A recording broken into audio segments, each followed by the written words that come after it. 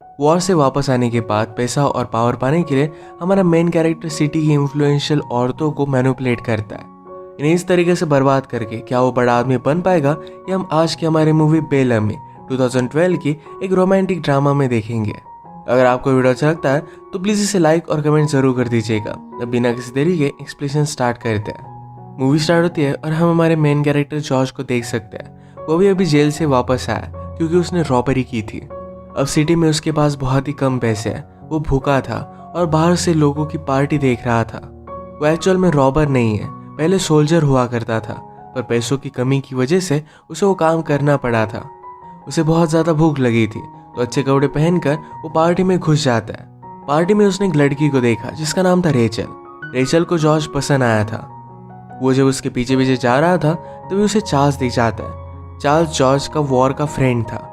Paris में Charles एक newspaper का एडिटर है। वो बहुत ही रिच हो चुका था। वो जॉर्ज को देखकर पहचान लेता है। जॉर्ज की हालत देखकर उसने कहा कि यहाँ पर कोई भी सक्सेसफुल हो सकता है। जॉर्ज कहता है कि मेरे पास अच्छा जॉब नहीं है, अच्छे पैसे नहीं मिल पाते। चार्ल्स ने कहा कि कल मेरे घर आना, मेरी वाइफ से मिलना, हम अच्छे से डिनर करेंगे।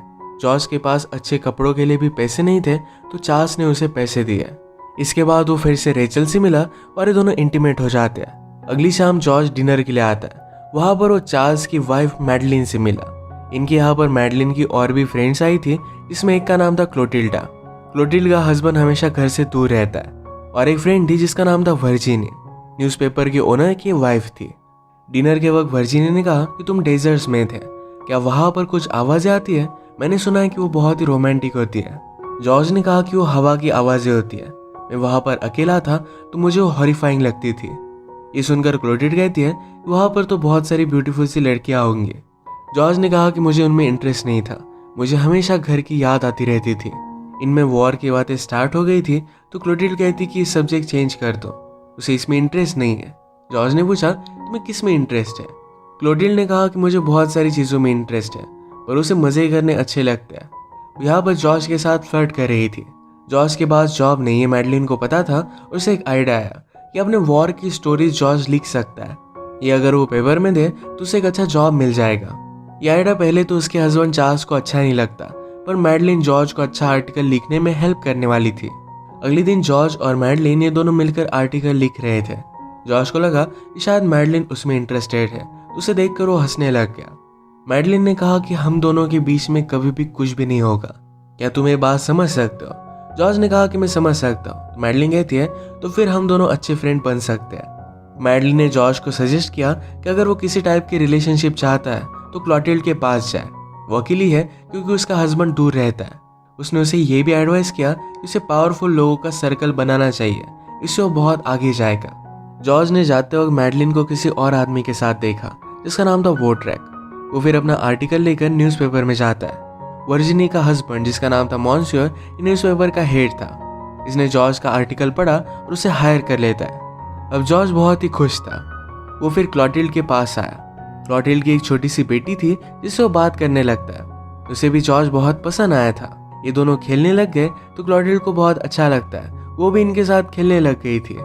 बाद में क्लोटिल्डा ने जॉर्ज से पूछा कि तुम चाहते क्या हो? जॉर्ज कहता है कि मैं तुम्हारे साथ अकेले में टाइम स्पेंड करना चाहता हूँ। क्लोटिल्डा कहती है कि हम कल मिलते हैं। जॉर्ज चाहता था कि वो आज ही उससे मिले। क्लोटिल्डा को ये बात अच्छी लगी, उसके पास आई। वो ज़रा नर्वस थी और ये दोनों इंटीमेट होने लग गए। तभी वो डर जाती है। क्लोटिल्डा ने कहा कि मेरा इस तरीके से तुम्हारे पास आना ये बहुत ही डेंजरस है। अगर मेरे हस्बैंड को पता चला तो मेरा मैरिज टूट जाएगा, मेरी बेटी मुझसे दूर चली जाएगी। ये वो नहीं चाहती थी। उसने कहा कि मैं एक घर रेंट करूंगी और वहां पर हम दोनों मिल सकते हैं, और इसके लिए वही पे करने वाली थी। जो जॉर्ज को ये बात सही लगती है। अब इन दोनों का अफेयर स्टार्ट हो गया था। क्लोटिल्डा ने जॉर्ज से कहा कि कभी भी मुझ पर चीट मत करना, उसे बात अच्छी नहीं लगती। एक रात ये दोनों पार्टी करने के लिए आए। यहाँ पर रेचल ने जॉर्ज को फिर से देखा। जॉर्ज उसे कम्प्लीटली इग्नोर कर देता है। रेचल को इस बात पर गुस्सा आ गया। क्लोटिल्डा जॉर्ज के पास थे, उनके पास आकर वो सब कुछ बता देती है कि जॉर्ज और उसमें अफेयर था। इस बात से क्लोटिल्डा बहुत ज्यादा गुस्सा हो गए और वहां से जाने लग गए। जॉर्ज कहता है तुम्हारे आने से पहले मैं उसे मिला था, पर क्लोटिल्डा इस बात पर बिलीव नहीं करती। जॉर्ज ने उसे रोकने की बहुत कोशिश की थी, उसे बहुत बुरा लगा। वो रेचल से कहता है कि तुम्हारी औकात क्या है? रेचल ने कहा कि तुम्हें मुझे सिर्फ थोड़ी सी रिस्पेक्ट देनी थी और ऐसा कुछ भी नहीं होता। क्लोटिल्ड के साथ ब्रेकअप के बाद जॉर्ज ज़रा डिस्टर्ब हो गया था, तो इस वजह से आर्टिकल लिख नहीं पाता। वैसे भी अच्छे आर्टिकल लिखने में उसे मैडलिन ही हेल्प करती थी। उसके कोवर्कर से भी उसने पैसे लिए थे। उसकी हालत देखकर चार्ल्स कहता है, तुम्हें मैंने आर्टिकल लिखने के लिए हायर किया था, हर बार तुम्हें लड़कियां हेल्प नहीं करेंगी। जॉर्ज इस बात से हर्ट हो जाता है और गुस्से गुस्से में आर्टिकल लिखने लग गया। आर्टिकल लिखकर वो चार्ल्स को दिखाता है, तो चार्ल्स ने कहा, इससे अच्छा तो काम करने वाले लड़के लिखते हैं। उसका बहुत मजाक उड़ाता है। डायरेक्टली पेपर के हेड मॉन्सेर के पास हो गया। यह आर्टिकल उसे दिखाया और इस वजह से जॉर्ज को फायर कर देते हैं। चार्ल्स के जाने के बाद उसके फ्रेंड उसका मजाक उड़ा रहे थे। वो कहते हैं मैडलिन का वॉड्रेक के साथ अफेयर चल रहा है। मैडलिन के बारे में इस तरीके से बात सुनना ये जॉर्ज को अच्छा नहीं लगता। उस आदमी को डांट देता है। कुछ भी कर जॉर्ज अपना जॉब पाना चाहता था। वो वर्जिनी को जानता था जो पेपर के हेड की वाइफ है, तो उसके पास हो गया। उसके लिए कुछ फ्रूट्स वगैरह लेकर गया था। उसे फ्लर्ट करने की वो कोशिश करता है। अपनी प्रॉब्लम बताने के बाद अगले दिन जॉर्ज का प्रमोशन हो गया था। वो पेपर के गॉसिप कॉलम का हेड बन चुका है। सब लोग ये देखते ही रह गए थे। एक दिन सारे फ्रेंड्स की पार्टी चल रही थी। इसमें क्लोटिल्ड, मैडलिन, वर्जिनी और जॉर्ज भी था। वर्जिनी की एक बहुत ही ब्यूटीफुल सी बेटी थी जो वायलिन प्ले कर रही थी। अचानक से मैडलिन के हस्बैंड को बहुत ज्यादा खांसी आने लग गई। उसकी बीमारी बहुत ही बढ़ चुकी थी और उसके पास जीने के लिए बहुत ही कम टाइम था। पार्टी में जॉर्ज क्लोटिल्ड के साथ नजदीकियां बढ़ाता है। ये दोनों फिर इंटीमेट हो गए। मैडलिन के हस्बैंड की हालत और भी खराब हो गई थी। उसकी डेथ के लिए उसे दूर एक जगह पर वो लेकर आती है। वो अकेली थी तो उसने जॉर्ज को भी बुला लिया। जॉर्ज को देखकर चार्ल्स गुस्सा हो जाता है। कहता है कि मैं मरने नहीं वाला। आज रात वो बहुत ही पेन में था और उसकी डेथ हो गई। जॉर्ज मैडलिन से कहता है कि मैं तुमसे एक बात पूछना चाहता हूँ, तुम्हें जो लगे वो ठीक है। अगर तुम चाहो तो मैं तुम्हारा बेस्ट फ्रेंड बनकर रह सकता हूँ, पर मुझे तुम्हारा हस्बैंड बनना है। मैं तुम्हें अपनी लाइफ से जाने नहीं दे सकता। मैडलिन ने कहा कि मेरे साथ रहना हार्ड है। अगर तुमने मुझ पर चीट किया तो बहुत बुरा होगा। जॉर्ज इस बात के लिए मान जाता है। सिटी में आने के बाद जॉर्ज ने क्लोटिल्ड से कह दिया कि वो शादी करने वाला है। क्लोटिल्ड भी समझ सकती है कि जॉर्ज को कभी ना कभी तो शादी करनी ही पड़ेगी। अगर वो मैडलिन के साथ शादी करता है तो सेफ रहेगा। बेचारी का सुनकर हार्ट ब्रेक हो गया था। इसके बाद मैडलिन और जॉर्ज ने शादी कर ली। जॉर्ज के सारे इंपॉर्टेंट आर्टिकल मैडलिन ही लिखा करती थी। उसे सारी आइडिया वो देती थी। इन अच्छे आर्टिकल की वजह से जॉर्ज का प्रमोशन भी होने लग गया। एक दिन जॉर्ज जब घर पर आया तो मैडलिन से मिलने के लिए वॉड्रेक आया हुआ था। वॉड्रेक के जाने के बाद जॉर्ज जब पूछता है तो मैडलिन ने कहा कि वो मेरे फादर की तरह है। वॉड्रेक ने हमेशा मैडलिन का ख्याल रखा है। जॉर्ज ने भी इस बात को जाने दिया। आज न्यूज़पेपर के सारे इंपॉर्टेंट लोगों के बीच में पार्टी चल रही थी। इस पार्टी में मॉन्सूर ने कहा कि सरकार सिर्फ वॉर करना चाहती है और हम इसे बर्बाद कर सकते हैं। अगर गवर्नमेंट को उन्होंने अपने पेपर में एक्सपोज कर दिया तो गवर्नमेंट गिर जाएगी। मैडलिन ये सब सुनकर गवर्नमेंट के खिलाफ आर्टिकल लिखने में लग गई थी।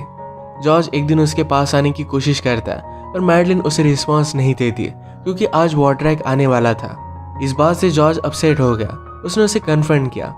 मैडलिन उसे पूछती है, तुम्हें इसमें ज़्यादा इंटरेस्ट नहीं लेना चाहिए। एक तो तुम सरकार गिराकर एक बड़े पावरफुल आदमी बन सकते हो, वरना फूल की तरह तुम्हें पूरी जिंदगी बितानी पड़ेगी। इन सब चीज़ों से वो बहुत ही अपसेट हो गया था। एक दिन पार्टी में जॉर्ज फिर से क्लोटिल्ड से मिला।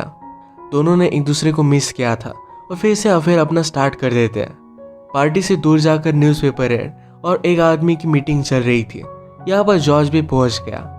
मॉन्सूर कहता है कि मैं बहुत ही पावरफुल हूँ, मेरे सिर्फ वर्ड्स से मैं पूरी सरकार गिरा सकता हूँ। जॉर्ज ने कहा, पर ये वर्ड्स तुमने नहीं लिखे। इसे मॉन्सूर को बुरा लगा और वो कहता है कि क्या तुम वॉड्रेक और मैडलिन के बारे में जानते हो? तुम जिस घर में रह रहे हो ये वॉड्रेक ने तुम्हें दिया है। मॉन्सूर की इस बात से जॉर्ज और भी ज्यादा हर्ट हो गया। वो फिर डिसाइड कर लेता है कि वो मॉन्सूर की वाइफ के साथ ही अफेयर करेगा।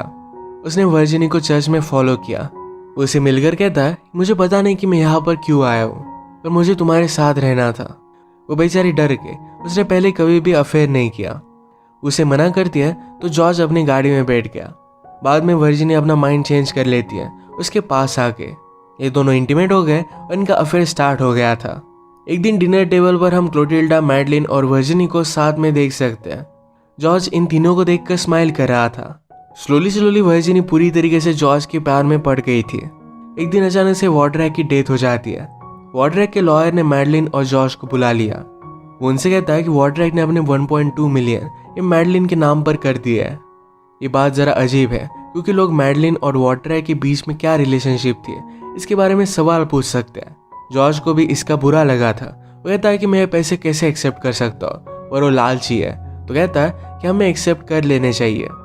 वो ऑड्रैक के बारे में बहुत ही गलत चीज़ें बोल रहा था, तो मैडलिन रोने लग गई। वो कहती कि प्लीज़ उसके बारे में कुछ बोलो मत। जॉर्ज ने कहा कि मुझे सच बताओ कि तुम्हारा था क्या।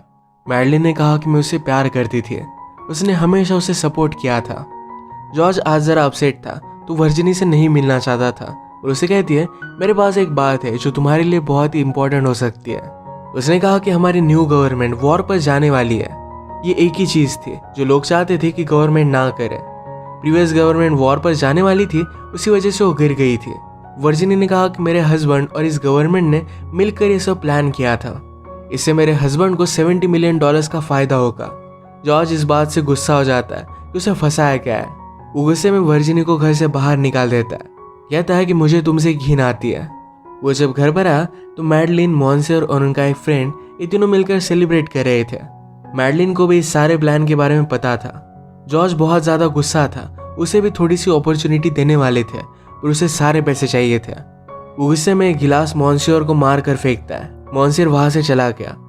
जॉर्ज ने मैडलिन से कहा कि तुम्हें सब कुछ पता था, तुमने ऐसा किया क्यों। मैडलिन कहती कि मुझे तुम्हारे अफेयर के बारे में पता है, क्लोटिल्ड और वर्जिनी दोनों के साथ तुम्हारा अफेयर चल रहा था। रात में सेलिब्रेशन के लिए पार्टी चल रही थी, यहाँ पर मैडलिन भी गए। जॉर्ज इनवाइटेड नहीं था, फिर भी वहाँ पर वो पहुंच जाता है।